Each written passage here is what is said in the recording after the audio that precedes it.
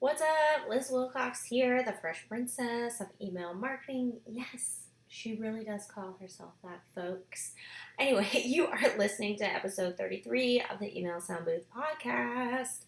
I feel so lucky that you're here, and I feel really excited about this episode because I got this idea from someone in the Email Sound Booth Facebook group. So if you're not in there yet, go to the show notes, click the Facebook link, add yourself. I would love to have you over there in the conversation. We've got over 6,000 people in that Facebook group, so check it on out. Anyway, we're going to talk about subject lines. I know, super exciting, right? Yeah, not really. Subject lines, Liz. Oh my gosh, they are difficult. Well, sometimes yes, but also, and I say it with love, you might be just overthinking it. So let's talk about the best subject lines. The best one day I'm going to get an editor to, edit out all my blah, blah, blahs. All right, the best subject lines are short but descriptive enough to get the reader to open. The best subject lines keep the reader in mind. They're not SEO driven, right? They're written from the perspective of, I know my reader, what would they open, right? So your specific reader. And the best subject lines are not always the same as you always do it, meaning vary the way you write subject lines, which this is where people get tripped up. So don't let me trip you up. Really, what all that means is subject lines should open a loop, right? We've all heard of open loops, closed loops, right? If I say something like, you're never going to believe this, that opens a loop. Believe what, Liz? It gets you curious. It gets your interest piqued, right? That would be a good subject line. You're never going to believe this. Is that what I just said? I think so. Write that down. Am I recording? Gosh, actually, am I recording? Whew, I am recording. We're 2 minutes in. Okay. They create curiosity, right? So it might be something like the surprising truth about XYZ, the feedback I wasn't expecting. Those are things that open the loop. The surprising truth about what about XYZ? The feedback I wasn't expecting. What were you expecting, right? So here are some types of subject lines. If you're the type of person that needs, the spreadsheet, you need the bullet points, here are the bullet points, right? Certain types of subject lines. So number one, there's questions. Pretty simple to explain questions. Here are a few examples, right? Beach or mountains? Have you been here yet? What's on your bucket list? Can I have $9? So the Can I Have $9, spoiler alert, is actually my best performing email ever. Why? Because I think it evokes curiosity like crazy. It keeps my reader in mind. Usually my reader, they're in the online business space, and so many people try to skirt around asking people for money. And you might even be thinking, oh, I could never be so bold, right? I know that about my audience. And so I knew this would be so very audacious and thought provoking. And I can't believe she did that. What does she need $9 for? Let me open it, right? So those are question subject lines, pretty self-explanatory. But remember, they're short and descriptive. Oh my gosh, I cannot say that word today. Short and descriptive enough to get the reader to open, right? All right. The second type are personalized.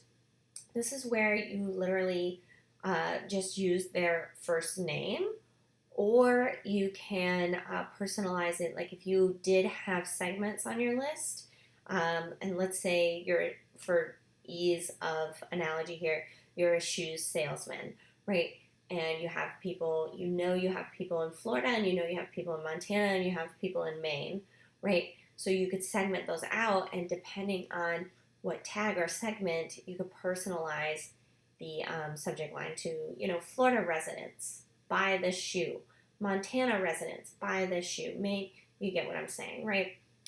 So you can personalize with the first name or, different conditions or tags that you have depending on the capacity and capabilities of your email service provider. So a couple other would be maybe Shahara, don't miss out. Roberto, it's not too late. This is funny, Warren, right? It just piques their curiosity. Now, I want to tell you, use this sparingly. If you used this all the time, it would become, they become sort of blind to it, so to speak, right? They kind of skim over it. If I always put your first name in the subject line, you're just gonna ignore it eventually. So you want to use, and that's why there's so many different types, right? You don't want to use the same all the time. I use a first name either when I really, really, really need your feedback, like if I'm sending out a very important survey, or if I really, really want you to hit reply, or a sales email. Usually I will reserve these for the end of cart, like on the last day.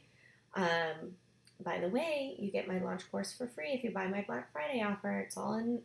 I go a lot more in depth on when to send emails and how many during a launch. But anyway, back to subject lines. In the last day, in one of the last emails, usually I send 3 to 5 emails on the last day of a launch.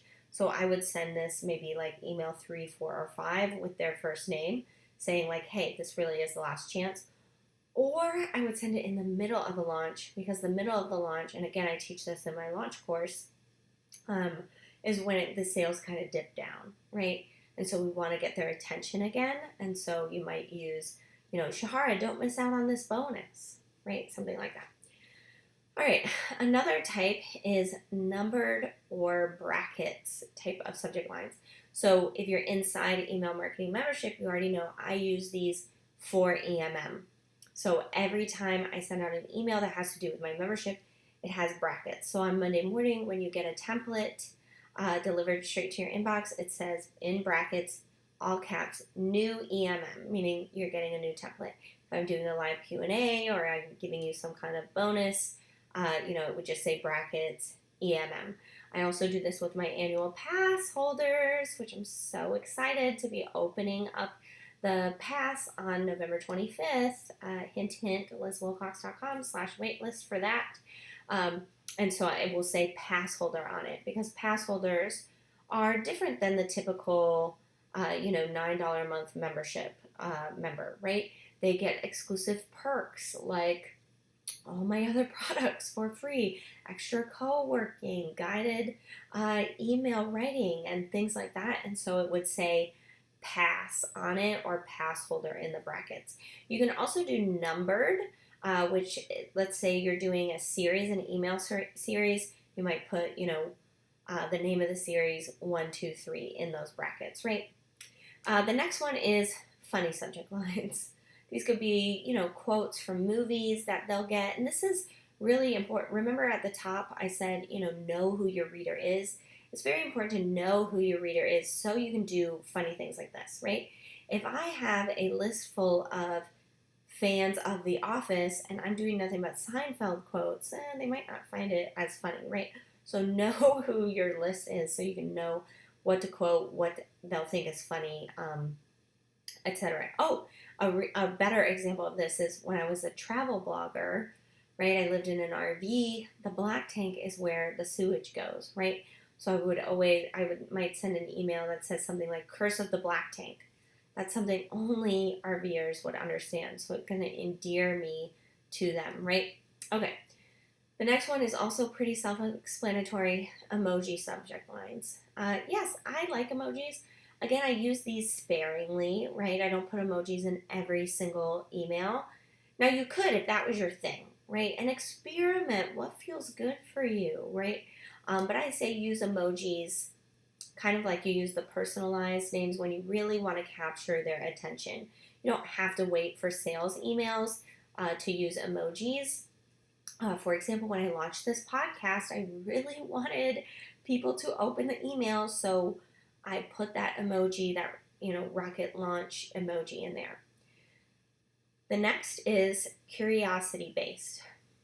Again, self-explanatory, right? How can we make a subject line where it's pure curiosity? It's pure, oh my gosh, what the heck are they talking about here? Here are a few examples. We kept our promise.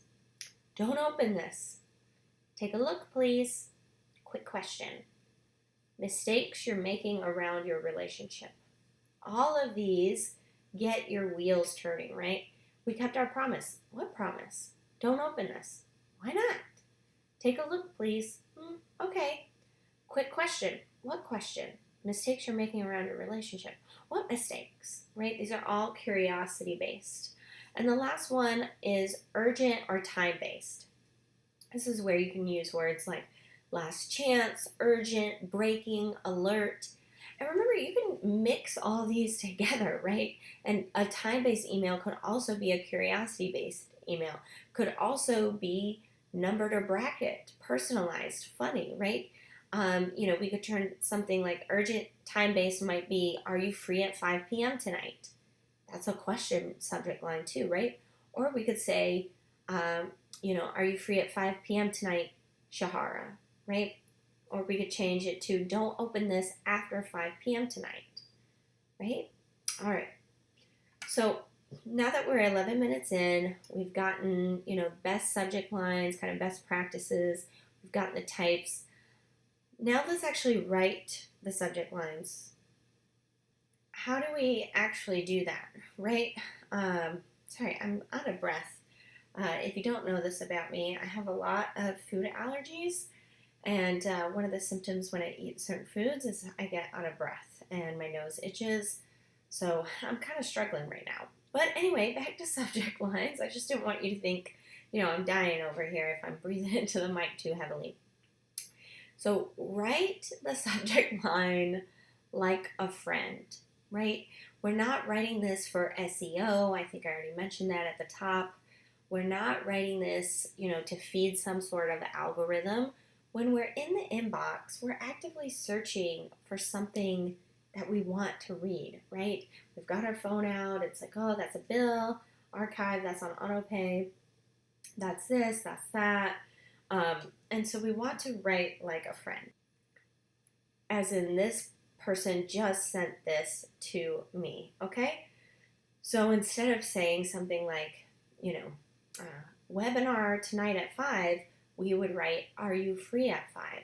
Because that's just what we would say to a friend, right? The next tip I want to give you when it comes to writing the subject line is make it like 3 to 5 words, okay? If you're not watching YouTube, I'm like putting up my hands, right? We're on mobile most likely, right? When we're checking our emails. So 3 to 5 words is going to come across the screen really, nicely. Anything more than that is going to be too much. We're not going to be able to see the whole subject line, so it's just a waste. Also, I think I mentioned this, vary your subject lines. Look at the subjects that you wrote in the last 4, 5, 6 weeks. Have you used, a personalized subject line in the last couple months? Maybe now is time to bring it back. Have you used a question? Have you used too many questions? Maybe an emoji is the right time right now. So vary your subject lines. Something that I did recently was experiment with my subject lines. So in all of September and most of October, I did 1-word subject lines. And let me tell you, do not start out like that. That was incredibly difficult to, how do I create just enough curiosity to, open a loop with people without being annoying or too ambiguous. But that's something I experimented with for about 6 weeks. And now that, I'm gearing up for Black Friday, I'm sending daily emails right now, I kind of needed to go back to the varied content, to personalized, numbered, funny, emoji, curiosity-based, time-based, right? But with my newsletters, I actually found that the 1-word subject line, while it was harder for me to write, my open rate did increase just a little bit. Why? Because when you think about, you're not just competing with your last email, right? I just told you to look at your last emails and vary your subject line content, but you're competing with all the other emails in their inbox. That's one of the reasons why I don't use capital letters in most of my subject lines, because I know a lot of the spam or more formal emails bigger companies do. So I want it to stand out among all the other emails, and that's why I use, lowercase letters for the most part. And that is why I experimented with the one word, because I find most people use 3 to 5 words. So what if I just use one for a while? And I found that it really, really did increase my click rate, or I'm sorry, my open rate. And then, once the open rate started going back down to normal, I went back to normal, 3 to 5 words. All right. Now I want you to write the subject line after you write the email. And I actually, I subscribe to a couple other email marketers, and I read an email marketer said, oh, she hates when she does that, and they didn't recommend doing that. But I'm like, wait, what? Like, you don't write the title of your book before you write the book. That makes no sense. Of course, write the subject line after writing the email. If it helps guide you to write the subject line first, go for it. But please, please, please, I'm begging you to review your subject line after your email to make sure it still makes sense. So I just, unless I've got just 100-word email, I know what it's going to be about, I always wait until the end. And last, of course, get some help with subject lines. Of course, when you're as a member of Email Marketing Membership, every template I send 3 to 5 subject lines with it. Also, you can search for hundreds of them within the Email Marketing Membership template library. You can just type in the word subject line. They will pop right up for you. And even if you're not a member, you can go directly to lizwilcox.com. If you scroll down, there's actually a subject line generator right on my homepage. You don't even have to opt in. And my freebie, if you do get my freebie, if you go to lizwilcox.com, hit the hot pink button, you get 52 subject lines delivered straight to your inbox. And then when all else fails, if Liz Wilcox doesn't give you enough, there is ChatGPT. Write your email, put it in there, and ask it to give you 10, 20, 30 subject lines for that email. Chances are it'll give you the inspiration you need to write your own, or you'll find the perfect one within there. All right, so that's subject lines in a nutshell, in a 17-minute nutshell. Hopefully that helped you out today. If it did, I'd love for you to, leave a review in the review section of this podcast, I think is what it's called. Let me know how today's episode helped you. And as always, I'd love for you to be a member of Email Marketing Membership if you're not, but go to lizwilcox.com/waitlist so you can become an annual pass holder and get all my products for free. Get an entire year of EMM for just $108. All right, that's it for today. I'm Liz Wilcox. You are awesome, and I'll see you on the next episode, my friend.